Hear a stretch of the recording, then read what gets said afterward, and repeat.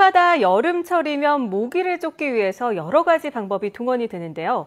효과적인 모기 퇴치 방법 어떤 게 있을까요? 네, 전문가 연결해서 자세히 알아보겠습니다. 고신대학교 보건환경학부 이동규 교수 연결되어 있습니다. 안녕하십니까? 네, 안녕하십니까? 네, 아무래도 모기를 줄이는 방법 중에서 제일 보편적인 거는 살충제를 쓰는 거 아니겠습니까? 네, 그렇죠. 근데 뭐 모기약도 고체, 액체, 가스 여러 가지가 있는데 어느 게 모기를 가장 잘 잡습니까? 네, 일단 여러 종류의 가정에서 쓰는 모기약들은 용도에 따라 조금 다릅니다. 예. 근데 특별히 모기향인 경우가 이제 고체가 되겠고, 전자 모기향 같은 것이 이제 액체형인데요. 그다음에 이제 에어로졸 뭐 이런 것들이 있는데, 일단 모기향이나 전자 모기향은 형태는 다르지만 기작은 마찬가지입니다. 즉 연기라든가 가스를 통해서 공중에 이제 그걸 나타나게 해서 거기 집안에 들어온 모기들을 죽이게 하는 것인데, 예. 이 경우에는 밀폐시키지 않으면 집안에 있는 모기들이 죽지는 않습니다. 근데 밀폐를 시킨다면 모든 문을 닫아야 되는데, 그게 되면 이제 사람들도 같이 호흡을 하게 되니까, 그렇죠. 이제 특히 체중이 얼마 나가지 않은 어린애들한테는 좋지가 않습니다. 그러니까 이것은 뭐 죽이기 위한 방법이라면 사람이 없을 때 문을 다 닫고 그걸 사용을 해야 죽일 수 있는 것이고요. 예. 그 다음에 에어로졸 같은 경우는 이것은 맞춰서 죽이는 방법이거든요.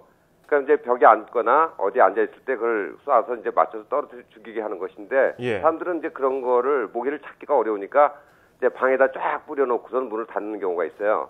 근데 그렇게 되면은 이제 방 안에 살충제 성분들이 남아있게 되죠. 특히 애들 방에서는 그런 방법은 별로 좋지 않고요. 또 그 안에 에어로졸 속에는 석유 같은 성분들이 있기 때문에 가구에 가루들이 다 묻습니다.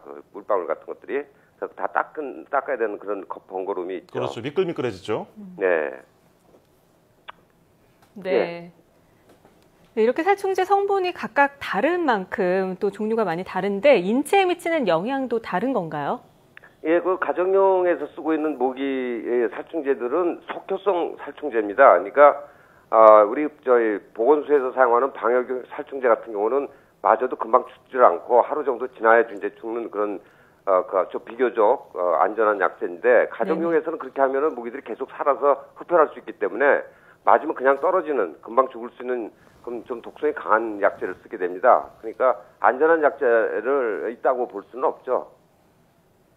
예. 그래서 요즘에 예, 뭐 캠핑이라든지 야외 활동도 많이 하시거든요. 그러면 예. 나갈 때 피부에다가 뭐 뿌리거나 바르는 일명 모기 기피제 많이 사용들 하시잖아요. 네. 이 피부 건강에 이게 문제되지 않을까요? 네, 이거는 이제 피부에 직접 뿌리는 것이 뿌리거나 바르는 거기 때문에 식약처에서 안전성 테스트의 증명을 다 해서 허가가 난 그런 약품들입니다. 예. 근데 그런 것들은 비교적 거의 뭐 피부에 별 문제가 없고요. 단지 DEET라고 써 있는 약제가 있어요. DEET라고 그러는데, DEET라는 것이 이제 주성분으로 되어 있는 것들은 오랫동안 많이 바르게 되는 경우에는 조금 부작용이 있을 수 있습니다.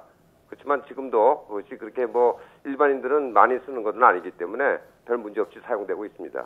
네, 이 모기 살충제를 좀 올바르게 사용하는 방법을 알고 싶은데 설명을 좀 부탁드리겠습니다. 예, 우선 이 살충제는 애들한테 특히 좋지 않기 때문에 절대 밀폐된 공간에서 장시간 쓰는 것은 피해야 되겠습니다. 특히 전자 모기향 같은 경우에는 눈에 보이진 않지만 살충제가 나가는 것이거든요. 그러니까 사람들이 이게 별로 이렇게 느끼지를 못하기 때문에 네. 조심해야 되고요. 특히 밀폐된 공간, 뭐 야외에서는 텐트 속 같은 데다가 계속 틀어놓고 밤을 샌다거나 또 거기서 잠을 자게 되면 좋지가 않고요. 그리고 또 어린애들 손에 닿지 않은 곳에다 보관해야 됩니다. 에어로졸 같은 경우는 호기심한 애들이 누르게 되면 잘못하면 눈에 들어갈 수도 있고 하기 때문에 예. 손에 닿지 않는 장소에다가 보관을 하고요. 또 모기향은 상당히 고열입니다. 한 600도 이상 되기 때문에 화재 일어날 가능성이 많아서 밤에 자기 전에는 반드시 꺼야 된다는 그런 조심을 해야 되겠고요. 그다음에 에어로졸 같은 경우는 그 안에 분사용으로 LPG 가스가 들어가 있습니다. 그래서 LPG 가스는 그게 상당히 가연성이 높기 때문에 차량 내에다가 이제 넣어놓게 되면 여름철 상당히 온도가 올라가서 폭발할 수 있는 위험성이 있기 때문에 차에다 두지 않으셔야 되겠고요.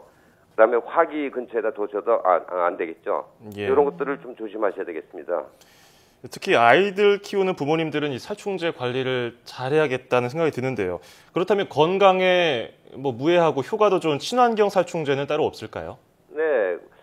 친환경 살충제, 즉, 이제 모기만 죽이고 사람들에게 별 문제가 없는 약재들은 모기 유충 약재든 그런 약재들이 있어요. 예. 미생물 살충제라든가 곤충성장 억제제 같은 경우는 우리 인체에는 크게 문제가 안 되는데, 네네. 성충의 경우에는, 그런 약재가 없습니다.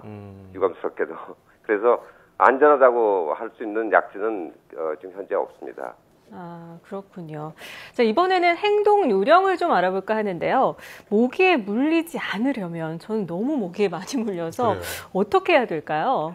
글쎄, 이게 현실성이 있는지는 모르겠습니다만은 요즘 몇 년 전부터 동남아시아의 댕기열 환자들이 급증을 한 원인 가운데 가장 큰 원인이 그 한류 바람이 불어가지고 노출이 이제 그 사람들이 옛날에 노출을 안 했다는데 노출을 하다 보니까 모기한테 노출이 돼서 이제 많이 물리게 됩니다. 그러니까 예. 여름철에 좀 그 야외 활동을 할 때는 긴팔이나 긴 바지를 입는 것이 훨씬 유리하고요.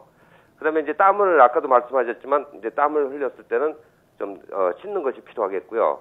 또 낮에 무는 종류들이 있습니다. 이제 숲속이라든가 산에 산행을 할 때 낮에 물리는 경우가 있는데 그럴 경우에는 비교적 좀 밝은색 옷을 입으면 모기들이 좀 덜 오는 그런 경향을 보이고 있습니다. 밝은색 옷이요. 예, 그리고 이제 기피제를 좀 사용을 하시는 게 좋겠고요. 네. 또 실내의 경우에는 방충망 설치를 이제 다 되어 있는데 그것이 조그만 구멍이 있어도 이놈들이 들어옵니다. 아주 들어오려고 계속 찾기 때문에 요 정도 가지고는 안 되겠다, 괜찮겠다 이렇게 안심하지 마시고 방충망 수리 좀 하셔야 되겠고요. 특히 베란다에 그 배수관에 그 구멍이 많이 뚫려 있습니다. 예, 예. 지하층서부터 계속 이렇게 연결돼 있는데 네네. 그 지하실 보시면은 거기 저수조라는 게 있어요. 물을 이렇게 받아놓는 곳이 있는데 여기에 모기들이 대량 발생하는 경우가 있어요. 네. 그래서 관리사무소에서 그런 것을 확인을 해서 네. 약재를 뿌리게 되면 금방 그게 해소가 되고요. 또 가정집에서는 배수관에다가 그 마개를 설치를 해서 두게 되면 모기들이 들어오질 않습니다. 네. 저 건재산 가시면 그 마개 다 구입이 가능하시거든요. 예. 네. 그런 거 설치하시면 저희 집에도 그거 설치한 이후부터 모기들이 많이 들었습니다. 아, 그래요? 실제로 해보셨군요. 자, 그렇다면 그렇게 막는다고 막아도 모기를 완전히 막을 수는 없지 않겠습니까? 그 어쨌든 물리게 되는데 물리면 일단은 간지럽죠. 그래서 자면서 긁고 십자하고 여러 가지를 하는데 모기 물렸을 때 어떻게 하는 게 가장 좋을까요? 네, 일단 우리가 눈에 안 보여서 그렇지 손에는 아주 각종 세균들이 많이 있기 때문에 예. 이제 가려워서 이제 긁게 되고 그러면은 그 상처를 통해서 2차 감염이 일어납니다. 그래서 이제 곰게 되기도 하고 환웅이 생기는데 이제 절대 긁지 마시고 거기에 이제 약국에서 구입할 수 있는 그런 버물리 종류 이런 것들을 바르면 그게 알코올 성분도 있고 그래서 좀 시원하고 가름증이 좀 덜하게 되고요. 또 집안의 경우에는 얼음찜질 같은 거 하게 되면 부피를 조금 가라앉는 경향이 있습니다. 그렇지 않고서는 다른 특별한 방법이 없어요. 네, 잘 알겠습니다.